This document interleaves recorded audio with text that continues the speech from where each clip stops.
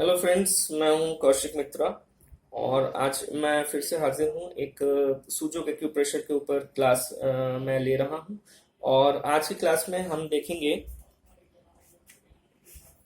यहाँ पर ये हमारा जो थंब है यानी अंगूठा है, इसको हमने ऐसे रखा है। ये डायग्राम आप देख रहे हैं, ये कलाई है, ये कलाई का जोड़ है और ये हमारा अंगूठा ऊपर की तरफ है। ये हमारे अंगूठे का पहला पोरुआ है, ये हमारे अंगूठा का दूसरा पोरुआ है। और ये जो हिस्सा है, ये लाइन जो है, ये डायफ्राम लाइन मैंने बताई थी आपको। ये डायफ्राम लाइन है, लाइफ लाइन जो आपकी जीवन रेखा जो आ रही है, ये डायफ्राम लाइन है। तो अब हम यहाँ पर एक प्लेसमेंट देख लेते हैं। पिछली बार में मैंने बताया था कि ये फेस को रिप्रेजेंट करता है, ऊपर ब्रेन है, आंखें हैं, नाक है, मुंह है। आप इसका ट्रीटमेंट सीख गए थे। नेक्स्ट इसके नीचे आते हैं, हम लॉजिक वाले फेलेंज में आते हैं, इस वाले में आते हैं, इस वाले में। ऊपर ब्रेन, फेस और नीचे थ्रोट यानी गला। तो जो आपके गले का हिस्सा है वो ये वाला है, ये गले का हिस्सा है। और यहीं पर थायराइड ग्लैंड है, थायराइड पैराथायराइड की पोजीशन यहीं पर है, तो आप इसको ट्रीट कर सकते हैं। और यहीं से आपका जो फूड पाइप है और जो विंड पाइप है वो यहीं से जा रहा है। यानी जो खाना हम खाते हैं वो हमारा फूड पाइप के थ्रू स्टमक में जाता है, और विंड पाइप के थ्रू जो हम सांस ले रहे हैं वो लंग्स में जा रहा है और बाहर भी आता है। लंग्स में जाता है कार्बन डाइऑक्साइड, लंग्स में जाता है आपका ऑक्सीजन, और कार्बन डाइऑक्साइड आपका बाहर आता है। तो यहाँ पर आप ये खास कर ये देखिए कि ये वाला जो हिस्सा है हमारा, ये लाइफ लाइन कहलाता है। ये किसी किसी का ये पूरा होता है, तो हमने यहाँ पर पूरा ही एज्यूम किया है। जैसे यहाँ पर ये पूरी लाइफलाइन एज्यूम कर ली गई है, और हम ये मानेंगे कि देखिए यहाँ इसके बीचों बीच एक जो सेंटर ये जो बना रखा है, ये हार्ट का रिफ्लेक्स है, और ये जो दो दिए गए हैं ये लंग्स के रिफ्लेक्स है। तो ये आपका लंग्स हो गया। ये कौन सा लंग्स हुआ? ये हो गया आपका लेफ्ट लंग, और ये हो गया आपका राइट लंग। ये लेफ्ट लंग हो गया, ये राइट लंग्स हो गया। ये यानी मैं आपको इसके बाद में एक डायग्राम बना के भी बता दूंगा। ये जो पोर्शन है ये आपका राइट लंग है, ये पोर्शन आपका लेफ्ट लंग है, और बीचों बीच जो है ये हार्ट का पोर्शन है। याद रखिए, हम लोग सूजोक की बात कर रहे हैं। एक्यूप्रेशर की अलग अलग पद्धतियों में जो पोजीशनिंग हम बता रहे हैं, सूजोक में हार्ट की पोजीशन अलग है, एक्यूप्रेशर के अन्य धाराओं में हार्ट की पोजीशनिंग अलग है, लेकिन उससे फर्क नहीं पड़ता है। हम सूजोक पढ़ रहे हैं और सूजोक में ही हम देख रहे हैं यहाँ पर। तो यहाँ पर ये लंग्स हो गए। हम सांस की जो प्रॉब्लम, कोई भी प्रॉब्लम है वो हम यहाँ से ट्रीट कर सकते हैं। कैसे ट्रीट करेंगे? यहाँ पर हम जैसे मानिए कि बहुत ज्यादा ब्रीदलेसनेस हो रही है, ब्रीदिंग लेन में प्रॉब्लम हो रही है, और भी कफ एंड कोल्ड है, या देख ही रहे हैं कोविड का जो सिनेरियो अभी है उसमें भी लंग्स अफेक्टेड हुए हैं। तो आप ये जो पूरा एरिया है, इवन मैं तो कहूंगा हार्ट के एरिया में भी, इधर इस पूरे एरिया में अच्छे से प्रेशर दें, इस पूरे एरिया में अच्छे से प्रेशर दें। ये लेफ्ट लंग का प्रेशर, ये राइट लंग का प्रेशर, ये हार्ट का प्रेशर दबा के अच्छे से दें, क्योंकि ये थोड़ा थिक होता है ये पार्ट, इसमें प्रेशर देने में प्रॉब्लम आती है, क्योंकि आपको प्रेशर थोड़ा सा डीप देना पड़ेगा यहाँ पर। ये तो जहां पर आप इससे डायग्नोस भी कर सकते हैं। जहां पर आपको दर्द आ रहा है, अगर लेफ्ट लंग में प्रॉब्लम है आपके, तो फिर यहाँ पर पेन आने की संभावना है, और राइट लंग में प्रॉब्लम है तो यहाँ पर पेन आने की संभावना है। हार्ट में कोई भी प्रॉब्लम है तो वो यहाँ पर ये हार्ट का रिफ्लेक्स जो है ये बहुत पेनफुल रहेगा। एक्यूप्रेशर में एक और अन्य धारा के अंतर्गत इसको थायराइड का रीजन मानते हैं, लेकिन हम सूजोक में इसको हार्ट का ही रीजन मान के चल रहे हैं, क्योंकि हमारी सीरीज सूजोक पे है। तो ये आ गया आपका हृदय, ये आ गया आपका हार्ट।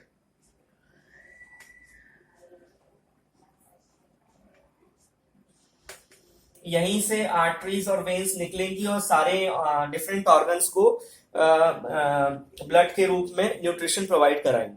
तो ये सर्कुलेटरी ऑर्गन है हार्ट। हार्ट को चाइनीज एक्यूपंक्चर में राजा माना गया है, यानी ये इतना इंपॉर्टेंट है, इतना इंपॉर्टेंट ऑर्गन है कि इसको राजा की उपाधि दी गई है। वो हम बाद में देखेंगे राजा की उपाधि क्यों दी गई है। तो आशा है आपको ये समझ में आएगा। अगर आपका कोई खाना फंस गया है, आप खाना खा रहे हो और आपकी सांस की नली में कुछ अटक गया है, तो आप सूजोक रिंग जो है, जो मैंने उस दिन बताया था, सूजोक रिंग यहां से यहां तक घुमाए, ऐसे घुमाए यहां पर सूजोक रिंग। सूजोक रिंग में बता चुका हूं, वही सूजोक रिंग यहां पर घूमेगा और अच्छे से आप मसाज कर दें इस रीजन का। और ये वाला जो रीजन है, जो नीचे वाला जोड़ है, इसमें भी अच्छे से प्रेशर दे दें। वो खाना जो अटक रहा है, जो गलती से चला गया है या पानी चला गया है, वो निकल आएगा, उसमें उसमें आपको बेचैनी नहीं होगी। इसके इसके साथ ही में यहाँ पर आप देख रहे हैं कि यहाँ पर ये आपका थायराइड ग्लैंड होता है। थायराइड और पैराथायराइड ग्लैंड है, ये एंडोक्राइन ग्लैंड है, अंतःस्रावी ग्रंथि है और इसका रोल बहुत ज्यादा है। और इस तरीके से हमने यहाँ पर आज देखा कि डायफ्राम के ऊपर, अब देखिए डायफ्राम का क्या रोल है। डायफ्राम का रोल है, अगर डायफ्राम का रोल है कि ये ऊपर के ऑर्गन्स और नीचे के ऑर्गन्स के बीच में रहता है।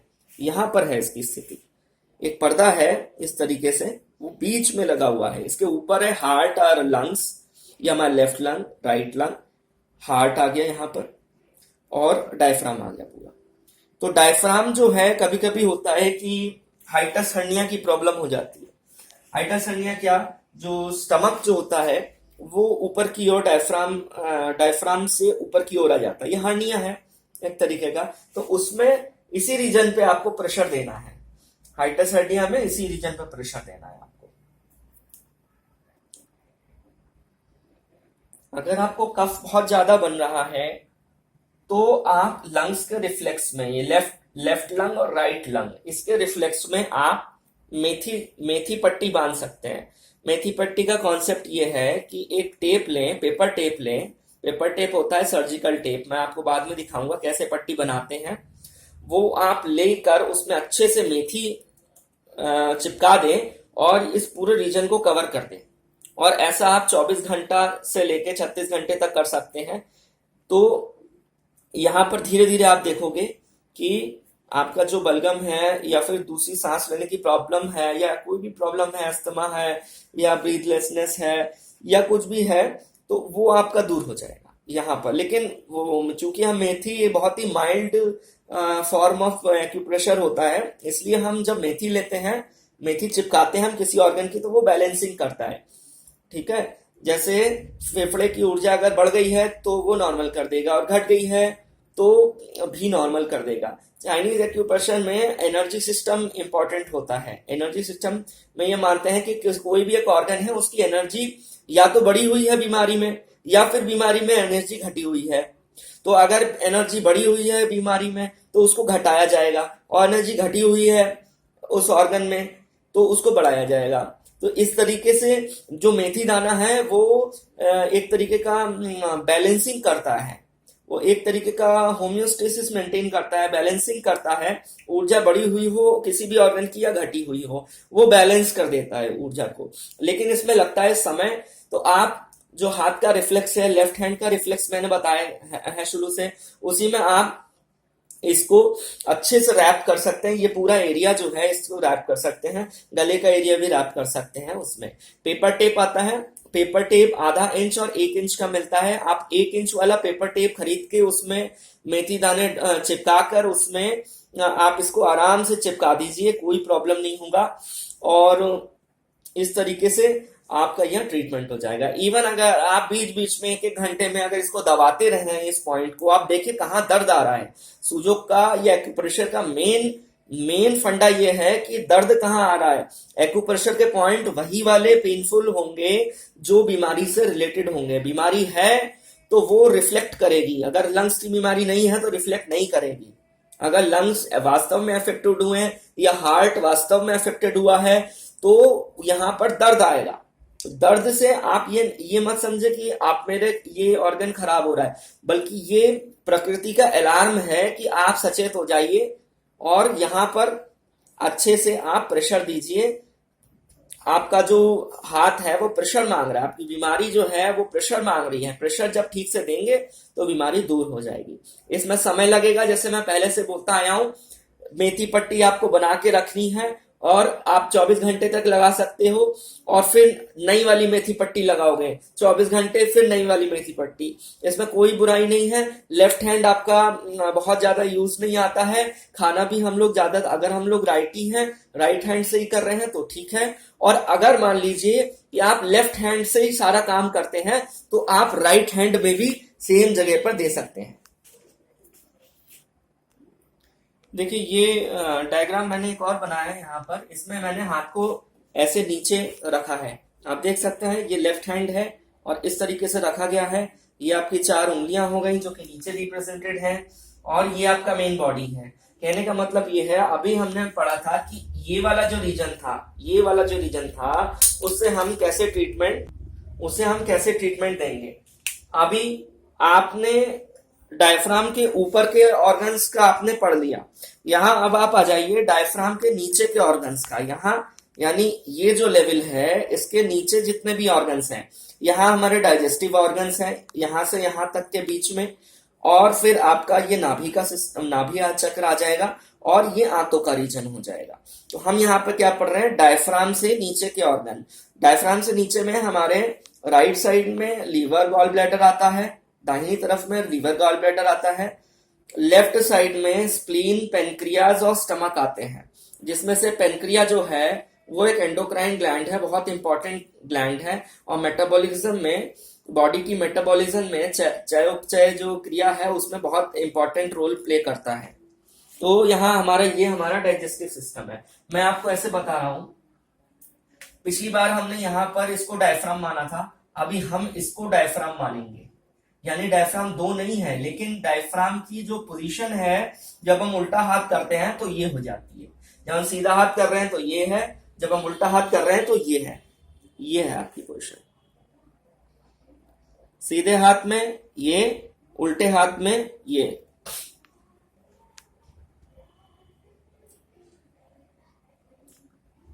इसका यहां से लेकर यहां तक अगर आप एक लाइन जोड़ेंगे, जैसे ये लाइन अगर आप जोड़ रहे हैं, तो इसका जो सेंटर पॉइंट होगा वो आपका नाभि होगा। मैंने आपको पहले ही बताया था, यहां से यहां तक का जो सेंटर लाइन है उसका हाफ पोर्शन नाभि है। और हमारे जितने भी डाइजेस्टिव ऑर्गन्स हैं सब इस रेंज में आ जाते हैं, इसी पट्टी में आते हैं। कैसे पट्टी में आते हैं मैं आपको बताता हूं। अभी हम देखते हैं कि यहाँ पर डाइजेस्टिव ऑर्गन्स की प्लॉटिंग कैसे करी गई है। हम ये वाला हिस्सा देखते हैं, हमारा हाथ का ये वाला जो हिस्सा है वो हमारा डाइजेस्टिव ऑर्गन्स का है, ऊपर वाला हिस्सा, ये वाला हिस्सा। तो यहाँ पर हम देखते हैं कि ये हमारा लीवर हो गया, ये गॉल ब्लैडर हो गया, यकृत हो गया, ये पित्ताशय हो गया। पित्ताशय में स्टोन की प्रॉब्लम रहती है, लिवर में भी बहुत तरीके की, क्योंकि ये डाइजेस्टिव ऑर्गन्स है। और ये आपका स्टमक का रिफ्लेक्स है, ये जो है ये स्टमक का रिफ्लेक्स है। ये नीचे जो दिख रहा है आपका, ये आपका पेनक्रियास है।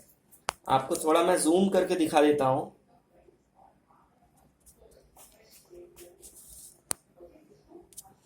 ये देखिए, ये लीवर हो गया, दाहिनी तरफ होता है तो दाहिनी तरफ है। ये स्टमक हो गया, आपका खाना पचने के लिए यहीं पर आता है और HCl प्रोवाइड कराता है। ये आपका स्प्लीन का एरिया हो गया, ये स्प्लीन हो गया।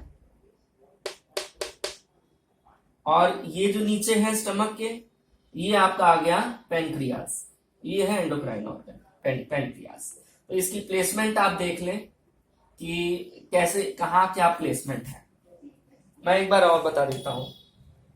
ये आपका हो गया स्प्लीन, ये हो गया आपका लीवर,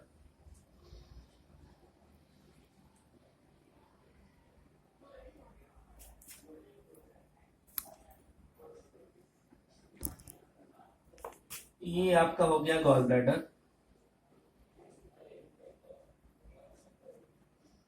गॉल ब्लैडर,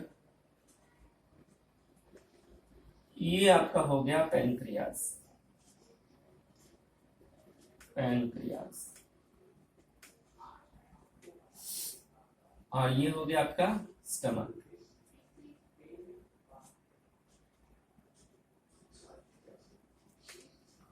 अब मैं आपको जूम आउट करके दिखा रहा हूं।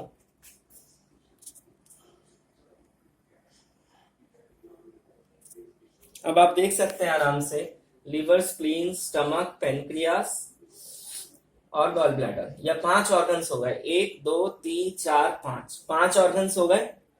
और ये क्या है, अभी मैं इसके ऊपर ओवरलैप करके दिखा रहा हूं कि लाइन कहां से जाएगी, आपको प्लॉटिंग में आसानी रहेगी। ये लाइन ऐसे जाएगी, ये लाइफ लाइन आ गई आपकी। अब शायद आपको समझ में आ गया होगा, ये लाइफ लाइन आ गया, और यहां से सीधी ये नाभि का रीजन है। तो नाभि का रीजन यानी आपका छोटी आंत जो है वो यहां पर रहेगा, यहां पर। और छोटी आंत क्या है, ये जो स्टमक आता है, ये जो आपका आमाशय आता है, यही छोटी आंत के फॉर्म में आगे बढ़कर रहता है। छोटी आंत स्टमक का ही एक्सटेंशन है। स्टमक से छोटी आंत बनेगा, छोटी आंत से बड़ी आंत, और बड़ी आंत जो है वो खत्म हो जाएगी लास्ट पॉइंट पे। यानी हमारा डाइजेशन जो है वो हमारे माउथ से स्टार्ट होके सीधा एनस तक खत्म होता है। इसको जीआईटी भी कहते हैं। और जैसे मान लीजिए मैंने आपको ये प्लस का निशान दिखाया था, ये आपका नाभि का रीजन हो गया, और इसके आसपास, नाभि के रीजन के आसपास आपका स्टमक या स्मॉल इंटेस्टाइन का रीजन रहेगा। फिर यहां पर आपका लार्ज इंटेस्टाइन आएगा।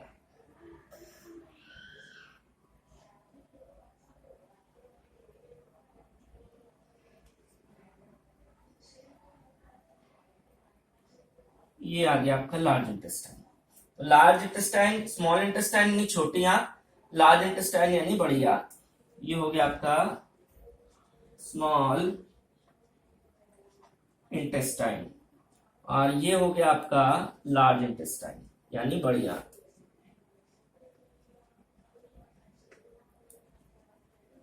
इंटेस्टाइन। तो यहां पर आपका डाइजेशन जो है, यहाँ एब्जॉर्प्शन होता है, फैट भी यहाँ पर, फैट का भी डाइजेशन होता है यहाँ पर। और फिर लार्ज इंटेस्टाइन यानी बड़ी आंत जो है वो यहाँ से स्टार्ट होती है, यानी छोटी आंत यहाँ से जुड़ी हुई है बड़ी आंत से। तो आपने कनेक्शन देखा, मुंह से आई, जो मुंह से आपका आहार नली स्टार्ट हो रही है, इसोफेगस स्टार्ट हो रहा है, और यहाँ पर वो स्टमक के रूप में आ रहा है। स्टमक के बाद में वो बदल गया आपका स्मॉल इंटेस्टाइन में, और स्मॉल इंटेस्टाइन खुल गया आपका लार्ज इंटेस्टाइन में। लार्ज इंटेस्टाइन जो है वो एंड अप हो जाता है आपका एनस में। तो यहाँ ये मलद्वार है, और एनस के जो पॉइंट है वो पीछे होते हैं हाथ के। यहाँ रिप्रेजेंटेशन ऐसे किया गया है, लेकिन जब हमारा हाथ हम पीछे करेंगे तो ये वाला पोर्शन जो होता है वो एनस का होता है, क्योंकि हमारा जो एनस होता है वो बैक साइड में होता है, इसीलिए बैक साइड में ही इसका रिफ्लेक्स है। आप यहाँ ट्रीटमेंट देंगे, उससे बेहतर इलाज होगा अगर आप यहाँ पर ट्रीटमेंट देते हैं। जैसे ट्रीटमेंट क्या, अब मैं आपको बताऊं, लार्ज इंटेस्टाइन से रिलेटेड प्रॉब्लम्स हैं, जैसे प्रोलैप्स हो जा रहा है रेक्टम का, या फिर इवन कॉन्स्टिपेशन है, या डायरिया है, या कोलाइटिस है आपको, या कोई भी प्रॉब्लम जो लार्ज इंटेस्टाइन से रिलेटेड है, वो यहीं पर प्रेशर दे करके हम ठीक करेंगे। तो यहाँ पर हम कैसे प्रेशर देंगे, वो बड़ा सिंपल सा है। यहाँ पर आप मेथी दाने की पट्टी बनाएं 1 इंच वाली, और पूरा एरिया कवर कर दें।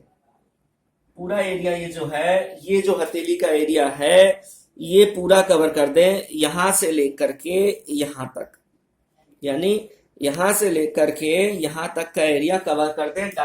कोई भी किसी तरीके की भी डाइजेशन की प्रॉब्लम हो, आप दबाव देके देख सकते हैं और इसका ट्रीटमेंट कर सकते हैं। सबसे पहले यहाँ पर लीवर आता है, गॉल ब्लैडर आता है। गॉल ब्लैडर के साथ में हमें बता दिया, गॉल ब्लैडर वॉल थिक हो जाती है और गॉल ब्लैडर पे स्टोन हो जाते हैं, जो कि बाइल डक्ट को ऑब्स्ट्रक्ट करते हैं, जिसकी वजह से बहुत ज्यादा पेन भी उठता है, तो इसको ऑपरेट करवा देते हैं। लेकिन आप यहाँ पर प्रेशर देके जो पेन है उसको सबसाइड कर सकते हैं। फिर आ जाता है यहाँ पर स्टमक में एसिडिटी की प्रॉब्लम या अल्सर की प्रॉब्लम जो है वो आप यहाँ से ठीक कर सकते हैं।